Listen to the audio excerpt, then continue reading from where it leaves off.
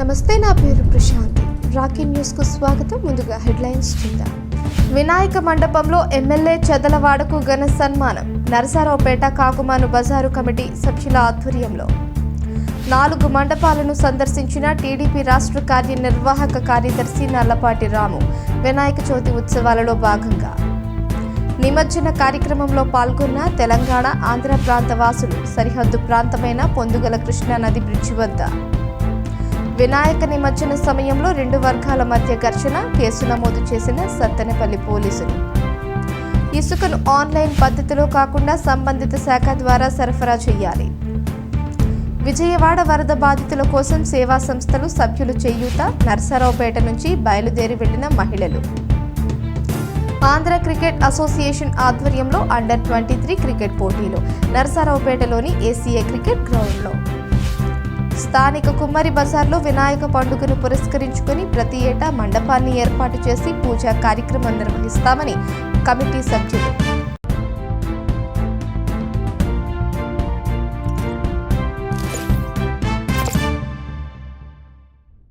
నరసరావుపేట పట్టణంలోని కాకుమాను బజార్ కమిటీ ఆధ్వర్యంలో ఎమ్మెల్యే చెదలవాడ అరవింద్ బాబును గజమాలతో ఘనంగా సన్మానించారు. ప్రతి సంవత్సరం ఒక ప్రత్యేకతతో కాకుమాను బజార్ కమిటీ సభ్యులు వినాయకుడిని ఏర్పాటు చేయడం చాలా సంతోషకరమని అన్నారు. అదేవిధంగా 50 సంవత్సరాలు పూర్తి చేసుకుని సిల్వర్ జూబ్లీ వేడుకలు చేసుకోవాలని ఎమ్మెల్యే చెదలవాడ ఆకాంక్షించారు. కమిటీ సభ్యులంతా సన్మాన కార్యక్రమంలో పాల్గొన్నారు. 33-26 బండి బయట పెట్టవలసిందిగా కోరుతున్నాము. దయచేసి మరి ఇతర కార్యక్రమాన్ని ఘనంగా నిర్వహిస్తున్న వారికి, వారి కుటుంబ సభ్యులకు, భక్తులందరికీ కూడా వినాయక శుభాకాంక్షలు తెలియజేస్తున్నాము. అదేవిధంగా మరి వాళ్ళ కార్యవర్గ సభ్యులందరూ కూడా మరొకసారి ధన్యవాదాలు తెలియజేస్తూ ఇంకొక 25 ఏళ్ళు ఎలానే చేసి మన గోల్డెన్ జూబ్లీ జరుపుకోవాలి. ఈ కార్యక్రమాన్ని ముందుకు తీసుకెళ్తున్న కార్యవర్గ సభ్యులందరూ కూడా తెలియజేస్తూ అందరూ కూడా మరొకసారి శుభాకాంక్షలు తెలియజేస్తున్నాము. అయోధ్యలో రామ మందిరం పోలిన ఆకృతిలో నరసరావుపేట కాకుమాను బజార్లో రాంపార్ అభయ గణపతి విగ్రహాన్ని వినాయక చవితి పండుగ సందర్భంగా మండపంలో ఏర్పాటు చేసి నిత్యం పూజలు చేస్తున్నారు. కాకుమాను బజార్ కమిటీ సభ్యులు ఈ ఏడాది 25వ తేదీన వార్షికోత్సవం నిర్వహిస్తున్నామని కమిటీ సభ్యులు తెలిపారు. 25వ వార్షికోత్సవానికి గుర్తింపుగా మండలంలో 25 అడుగులు వినాయక విగ్రహాన్ని ఏర్పాటు చేశారు. సెప్టెంబర్ 15వ తేదీ వరకు వినాయక విగ్రహానికి పూజలు చేసి భక్తులకు తీర్థ ప్రసాదాలు అందజేస్తారు. 16వ తేదీన నిమజ్జన కార్యక్రమం జరుగుతుందని, అందువల్ల భక్తులు వేలాదిగా స్వామివారి పూజా కార్యక్రమాల్లో పాల్గొనాలని నిర్వాహకులు కోరారు. ఈ కార్యక్రమంలో ముఖ్య అతిథిగా తెలుగుదేశం పార్టీ కార్యనిర్వాహక కార్యదర్శి నల్లపాటి రామచంద్ర ప్రసాద్ తదితరులు పాల్గొన్నారు. అంతేకాకుండా బిఎస్ఎన్ఎల్ కార్యాలయం వద్ద గడియార స్తంభం సెంటర్, మహాలక్ష్మి చెట్టు వద్ద ఏర్పాటు చేసిన వినాయక మండపాలలో తెలుగుదేశం పార్టీ రాష్ట్ర కార్యనిర్వాహక కార్యదర్శి నల్లపాటి రామచంద్ర ప్రసాద్ ప్రత్యేక పూజలు నిర్వహించారు. కమిటీ సభ్యులు నల్లపాటి రామును ఘనంగా సన్మానించారు.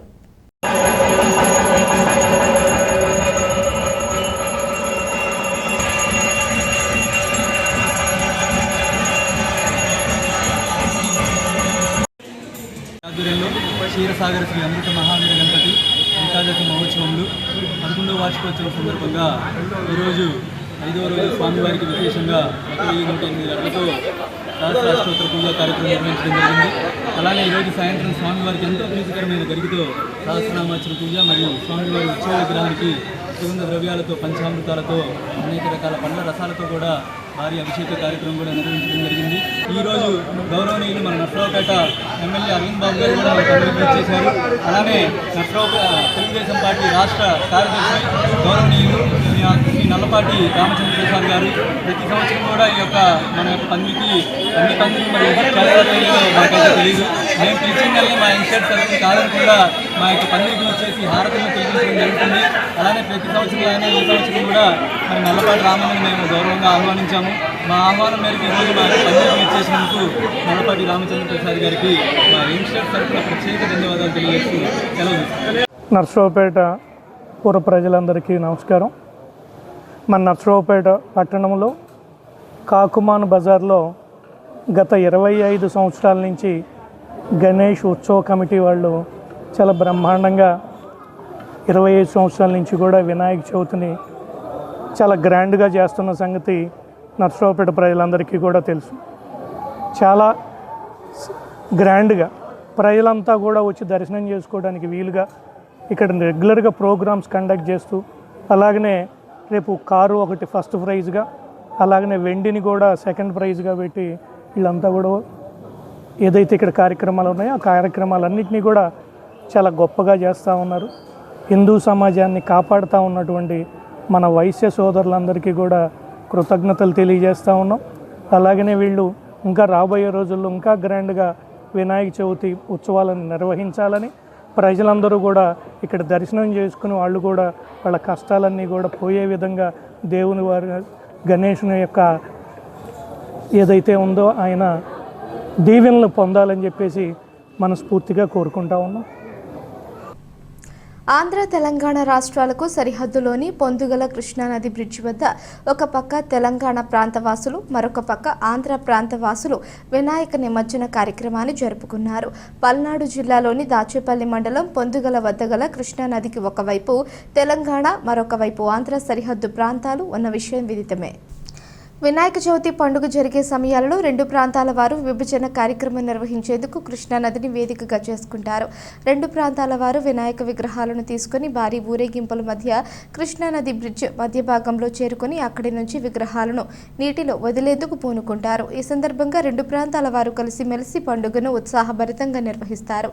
ఈ కార్యక్రమాన్ని వీడియో రూపంలో చిత్రీకరించేందుకు రాఖీ ప్రతినిధి అక్కడికి చేరుకున్న సమయంలో రెండు ప్రాంతాల వారు నిమజ్జన కార్యక్రమంలో పాల్గొనడం గుర్తించి వారితో ముచ్చటించారు. ఇరు ప్రాంతాల వారు ఘనంగా వేడుకలు జరుపుకోవడం కనిపించింది. దేవతలకు గణనాయకుడైనటువంటి వినాయకుడిని వినాయక చవితి సందర్భంగా నిలబెట్టుకొని ఐదు రోజులు పూజలు చేసి మా విఘ్నములన్నీ తొలగించాలని వేడుకొని, అలాగనే దేవుని యొక్క కృప మా అందరిపైన ఉండాలని కోరుకుంటూ మేము 5 రోజులుగా విశేషమైన పూజలని చేసి ఈరోజు నిమజ్జనం చేయడం జరిగింది. ఈ సందర్భంగా దేవుని యొక్క ఆశీస్సులు మా అందరిపై ఉండాలని కోరుకుంటూ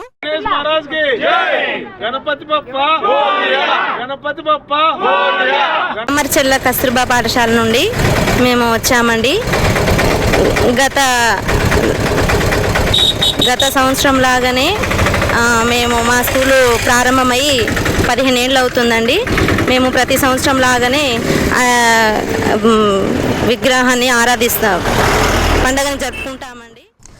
సత్తెనపల్లి పట్టణంలోని వడ్డవల్లి ప్రాంతంలో బీసీ సామాజిక వర్గానికి చెందిన వారు వినాయకుని విగ్రహం తీసుకుని వెళుతూ ఉండగా ఇంకొక సామాజిక వర్గం వారు ర్యాష్ డ్రైవింగ్ చేస్తూనే అల్లర్లు చేసిన నేపథ్యంలో ఇరు వర్గాల మధ్య వివాదం రాజుకుంది. గురువారం అర్ధరాత్రి సమయంలో వడ్లవల్లి ప్రాంతంలో 7 యువకులు కత్తులతో హల్చల్ చేశారు. ఇద్దరిపై కత్తితో దాడి చేయగా ఒకరి పరిస్థితి విషమంగా ఉంది. స్థానికులు తెలిపిన వివరాల ప్రకారం వడ్లపల్లి ఏరియాలో 2 వర్గాలకు చెందిన యువకులు మధ్య ఘర్షణ జరిగింది. ఈ ఘర్షణలో వెంకటేష్, పవన్ కత్తిపోట్లకు గురై వారిలో ఒకరి పరిస్థితి విషమంగా ఉంది.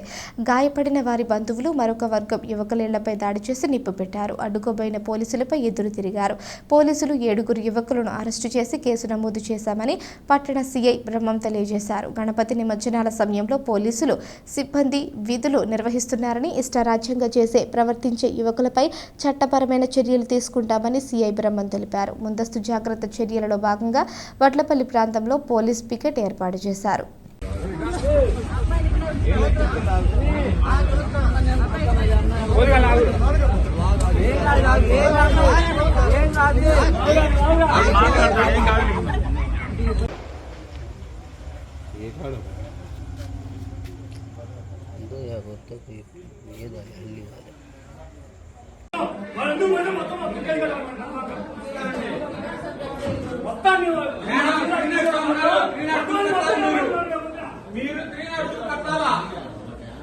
తెలుగుదేశం పార్టీ అధికారంలోకి వచ్చిన వెంటనే ఇసుక ఉచితంగా పంపిణీ చేసే విధానాన్ని అమలు చేయడం హర్షణీయమని ఆంజనేయులు తెలిపారు. కురిసిన భారీ వర్షాల కారణంగా నదిలో నుంచి ఇసుకను వెలికి తీసేందుకు జరుగుతున్న జాప్యంతో కొంత ఇబ్బంది తర్వాత ఏర్పడిందని, అందువల్ల భవన నిర్మాణ కార్మికులు ఆందోళనకు గురవుతున్నారని అన్నారు. నదిలో నీటి నిల్వలు తగ్గిన తరువాత ఇసుక సరఫరా చేసేందుకు అనుమతి ఇవ్వడం ద్వారా సమస్యలు తగ్గుముఖం పడతాయి అన్నారు. ఈ సమస్యను అధిగమించేందుకు ప్రభుత్వం ఇసుకను సరఫరా చేయాలని కోరారు. ఇసుకను ఆన్లైన్ పద్ధతిలో అమ్మిన పక్షంలో అక్షర జ్ఞానం లేని వారు ఇబ్బందులకు గురవుతారని, దానిని గమనించి ప్రభుత్వం ఈ విధానంలో మార్పు తీసుకురావాలని కోరారు. ఇసుక అవసరాన్ని గుర్తించి ఎవరు కొన్నప్పటికీ ఎక్కడికైనా తరలించే అవకాశాన్ని కల్పిస్తే బాగుంటుందని వ్యాపారి ఆంజనేయులు అభిప్రాయపడ్డారు. నా పేరు గురు ఆంజనేయులు అండి. మాది నరసరావుపేట, పల్నాడు జిల్లా. మన ఎమ్మెల్యే అరవింద్ బాబు గారి నియోజకవర్గం. రాష్ట్ర వ్యాప్తంగా ఇసుక అనేది ఫుల్ కొరత ఏర్పడింది. గత 4 నెలల నుంచి కూడా ఇసుక అనేది రేవులోంచి బయటికి రావట్లేదు. రానందున 2 కోట్ల మంది ప్రజానీకం బాగా ఇబ్బంది పడుతున్నారు. దీన్ని దృష్టిలో పెట్టుకొని మన చంద్రబాబు నాయుడు గారు ఎమర్జెన్సీగా తొందరగా మండలానికి 4-5 ర్యాంపులు రిలీజ్ చేసి లోడింగ్ ప్రాధాన్యత కలిగిస్తే జనానికి ఇసుక దొరికి ఈ 2 కోట్ల మందికి కూడా ఉపాధి దొరికిద్దని చెప్పి ఈ మీడియా ముందు తెలియజేస్తున్నాను. దానికి తోడు రాష్ట్ర గవర్నమెంటు మన ఆన్లైన్ ద్వారా ఇసుక విధానం అని చెప్పి ఒక చెప్తున్నారు. ఈ ఆన్లైన్ ద్వారా ఇసుక విధానం అనేది సామాన్య ప్రజలకైతే ఇసుక అందుబాటులోకి రాదండి. చదువుకున్న వాళ్ళు మళ్ళీ దాన్ని మాఫియా చేయడానికి పూనుకుంటారు. ఆ విధంగా ఆన్లైన్ సిస్టమ్ అనేది కరెక్ట్ కాదు. లేదా అవసరమైతే ర్యాంపుల దగ్గరలోనే మన యాప్లో మన అకౌంట్ ఒకటి ఓపెన్ చేసి ఆ బిల్లు వచ్చిన తర్వాతనే లోడింగ్ ప్రాధాన్యత ఇవ్వాలని చెప్పి ప్రతి ఒక్క లారీకి లోడ్ చేసే విధంగా ఎంత సామర్థ్యం కలిగితే అంత సామర్థ్యానికి లోడింగ్ చేయాలని లారీలు కానీ ట్రాక్టర్లు కానీ, అదేవిధంగా ఏ లారీకైనా ఇక్కడి నుంచి ఈ జిల్లా నుంచి ఈ జిల్లాకే వరకే వెళ్ళాలనే ఆలోచన అది కరెక్ట్ కాదండి. ఎందుకంటే రాష్ట్రంలో ఈ దరి నుంచి ఆ దరి దాకా లారీలు తిరుగుతూ ఉంటాయి. ఎక్కడ ఏ లోడ్ దొరకకపోతే ఇసుక లోడ్ ఎత్తుకొని వాళ్ళు ఇళ్లకొచ్చే ఉంటారు. వరద బాధితులకు నిత్యావసర వస్తువులు అందించాలనే సంకల్పంతో డ్వాక్రా గ్రూపులకు చెందిన మహిళలు కొందరు వివిధ వర్గాల ద్వారా సేకరించిన నిత్యావసర వస్తువులను పంపిణీ చేసేందుకు శుక్రవారం విజయవాడ బయలుదేరి వెళ్లారు. నరసరావుపేటలోని సాయి కిరణ్ స్లమ్ సమైక్య జనజాగృతి రాఘవేంద్ర చారిటబుల్ ట్రస్ట్ సభ్యులంతా సమైక్యంగా నిత్యావసర వస్తువులను సేకరించి తరలించేందుకు పూనుకున్నారు. ఈ సందర్భంగా సాయి కిరణ్ స్లమ్ సమాఖ్య సభ్యురాలు కృష్ణవేణి మాట్లాడుతూ వరద బాధితులకు సహకరించేందుకు అన్ని వర్గాలు ముందుకు రావడం అభినందనీయమన్నారు. అందరికీ నమస్కారం అండి. మాది నరసరావుపేట 12వ వార్డు షాలిం నగర్ సాయి కిరణ్ స్లమ్ సమైక్య నుంచి ఉన్న మహిళా సంఘాలు, అలాగే జనజాగృతి రాఘవేంద్ర చారిటబుల్ ట్రస్టు వీళ్ళందరి సంయుక్తంతో కలిసి మేము విజయవాడ వరద బాధితులకి నిత్యావసర సరుకులు పంపిణీ చేయడానికి వెళ్తున్నాము.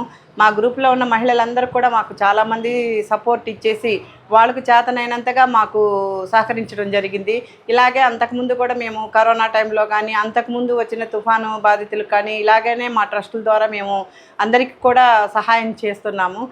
ఆంధ్ర క్రికెట్ అసోసియేషన్ ఆధ్వర్యంలో అండర్-23 క్రికెట్ పోటీలలో ప్రకాశం, పశ్చిమ గోదావరి జిల్లాల మధ్య మ్యాచ్ జరిగింది. నరసరావుపేట శ్రీ కాసు రాఘవమ్మ బ్రహ్మారెడ్డి కళాశాల ప్రాంగణంలోని ఏసీఏ క్రికెట్ గ్రౌండ్లో 2 జిల్లాల మధ్య క్రికెట్ పోటీలు జరుగుతున్నాయని నిర్వాహకులు తెలిపారు. ఈ పోటీలు 13వ తేదీ వరకు జిల్లా క్రికెట్ అసోసియేషన్ ఆధ్వర్యంలో పోటీలు నిర్వహిస్తున్నట్లు సెంట్రల్ జోన్ సెలెక్టర్ ఉన్నం శ్రీకృష్ణ తెలిపారు. గురువారం 2వ రోజు ప్రకాశం, పశ్చిమ గోదావరి జిల్లాల మధ్య ఆట జరిగిందని ఉన్నం శ్రీకృష్ణ వెల్లడించారు.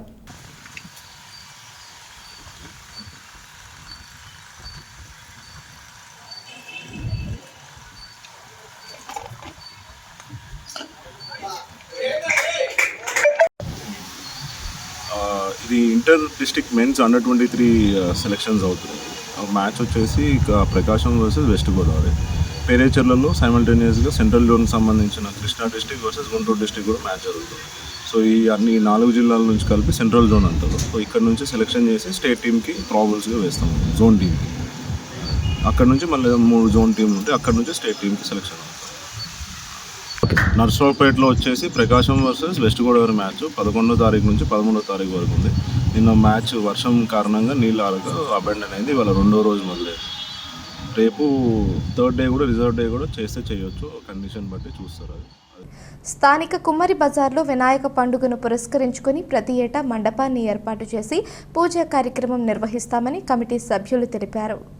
గత 13 సంవత్సరాల నుంచి వినాయక చవితి మండపం ఏర్పాటు చేస్తున్నామని నిర్వాహకులు తెలిపారు. ఈ సందర్భంగా గురువారం మండపంలో భజన ఏర్పాట్లు చేసినట్లు తెలిపారు. భక్తులు పెద్ద సంఖ్యలో పాల్గొని తీర్థ ప్రసాదాలు స్వీకరించారు.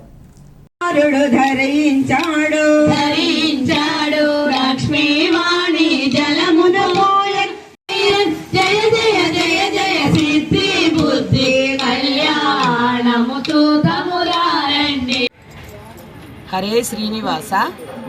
మేము ఈరోజు ఈ కుమ్మరి బజార్లోని గణేష్ ఉత్సవ కమిటీ వారు పందిరి వేశారు. ఆ పందిర్లో మమ్మల్ని వినాయకుడు గానామృతం చేయటానికి పిలిచారండి. మేము ఫస్ట్ నుంచి మా జగన్మోహిని భజన మండలి తిరుపతి వారు మమ్మల్ని భజన మండలి ఏర్పాటు చేశారు. ఇంకా ముందుకెళ్ళి మన భగవంతుడు ఆశీర్వచనం బాగా ఉండి ఇంకా సేవ చేయాలని మేము కోరుకుంటున్నాము. అట్లాగే మాకు అవకాశం ఇచ్చిన సిటీ కేబుల్ వాళ్ళకి మరి పందిరి యాజమాన్యానికి కూడా మేము ధన్యవాదాలు తెలియజేస్తున్నామండి. జై వాసవి, జై జై వాసవి.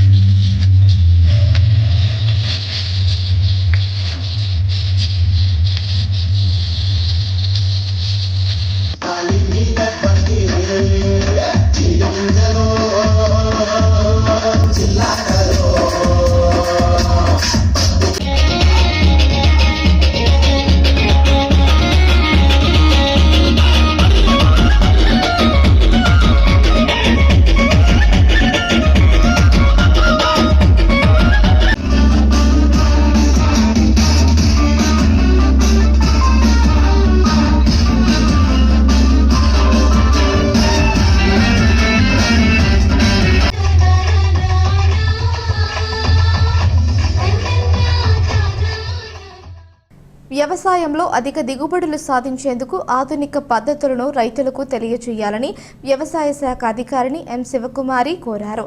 పల్నాడు జిల్లా కేంద్రమైన నరసరావుపేటలో వ్యవసాయ శాఖ ఆధ్వర్యంలో శిక్షణ తరగతులు జరిగాయి.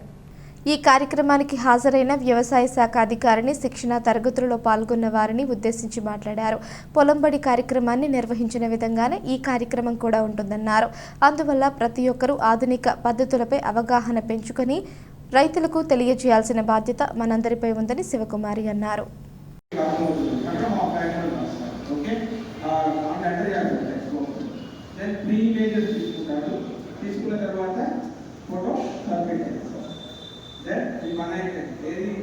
ప్రవీణ్ గారు సిఎల్ఎస్ యాప్ గురించి చెప్పారు. అంటే క్రాప్ లైఫ్ సిస్టమ్ అని. అసలు మెయిన్గా దాని ఉద్దేశం ఏంటంటే ఒక రిపాజిటరీ ఆఫ్ ఫొటోస్ని డెవలప్ చేయడానికి. రిపాజిటరీ అంటే ఏం లేదు, ఒక రిజర్వాయర్ అనుకోండి. అంటే ఎక్కువ ఫొటోస్ డెవలప్ చేయడానికి అది ఒకటి. ఇంకొకటి ఏంటంటే రైతుకి ఇన్స్టాంట్ అడ్వైజెస్ ఇవ్వడం. ఇన్స్టాంట్ అంటే improved advises. Instant and improved advises ఇవ్వాలంటే మనం ఏం చేయాలి, కంపల్సరీగా కూడా ఫీల్డ్కి వెళ్ళాలి. అదే మానిటరింగ్ అనమాట. Monitoring pest surveillance and monitoring system అని ఉంది కదా, అలా మనం ఫీల్డ్కి వెళ్ళి మానిటర్ చేసినప్పుడే మనకి పెస్ట్ లేదా డిసీజ్ ఉధృతి ఎలా ఉందనేది తెలుస్తుంది. ఇప్పుడంటే మీకు ఫీల్డ్లో కనుక పెస్ట్ లేదా డిసీజ్ మీరు ఒక ఎకరంలో చూసారనుకోండి, హాఫ్ ఏకర్లో పెస్ట్ బాగుందంటే అది హాఫ్ ఏకర్లో 50% అని రాయడం కాదు. ఇక్కడ ఒకటి గుర్తుపెట్టుకోండి, ఆ పిఏఏకున్న ఏరియా మొత్తం కన్సిడర్ చేయాలి. అంటే ఇందాక ప్రవీణ్ గారు చెప్పేటప్పుడు హాఫ్ ఏకర్ అని రాయండి, అలా కాదు. మీ ఏ ఏరియా మొత్తం దృష్టిలో పెట్టుకొని అది ఎంత డ్యామేజ్ ఉందని రాయాలి. అంటే ఇలా రాసినప్పుడు మనకు ఉపయోగం ఏంటి అంటే ఇమీడియట్గా రైతులకు అలర్ట్స్ ఇవ్వడానికి కానీ, లేకపోతే మన డివిజన్లో ఏమంటామో పెస్ట్ లేదా డిసీజ్ ఎంత ఏరియాలో ఉంది, మనం ఇమీడియట్గా ఏమన్నా బిఏఎస్కి ట్రైనింగ్స్ ఇవ్వాలా, లేకపోతే ఫార్మర్స్కి అలర్ట్స్ ఇవ్వాలా అనేది తెలుసుకోవడానికి మెయిన్గా ఈ సిఎల్ఎస్ ఉద్దేశం అన్నమాట. వినాయక చవితి మొదటి వార్షికోత్సవాన్ని పురస్కరించుకొని పెద్ద చెరువులోని బైపాస్ రోడ్ సూర్య స్కూల్ ఎదురుగా విజయ గణపతి వాటర్ ప్యూరిఫైయర్, వేద వైద్యనాథ్ మార్బుల్స్ అండ్ గ్రానైట్స్ యాజమాన్యం వేముల పాండు అండ్ బ్రదర్స్ ఆధ్వర్యంలో ఘనంగా గణేష్ ఉత్సవాలు జరిగాయి. ముఖ్య అతిథులుగా పాల్గొన్న నర్సరావుపేట ఎమ్మెల్యే డాక్టర్ చదలవాడ అరవింద్ బాబు, కపిలవాయి విజయ్ కుమార్ వినాయక మండపంలో భక్తులకు అన్న వితరణ చేశారు. వినాయక చవితి మొదటి వార్షికోత్సవాన్ని పురస్కరించుకొని పెద్ద చెరువులోని బైపాస్ రోడ్డు సూర్య స్కూల్ ఎదురుగా విజయ గణపతి వాటర్ ప్యూరిఫైయర్, వేద వైద్యనాథ్ మార్బుల్స్ అండ్ గ్రానైట్స్ యాజమాన్యం వేముల పాండు అండ్ బ్రదర్స్ ఆధ్వర్యంలో ఘనంగా గణేష్ ఉత్సవాలు జరిగాయి. ముఖ్య అతిథులుగా పాల్గొన్న నర్సరావుపేట ఎమ్మెల్యే డాక్టర్ చదలవాడ అరవింద్ బాబు, కపిలవాయి విజయ్ కుమార్ వినాయక మండపంలో భక్తులకు అన్న వితరణ చేశారు.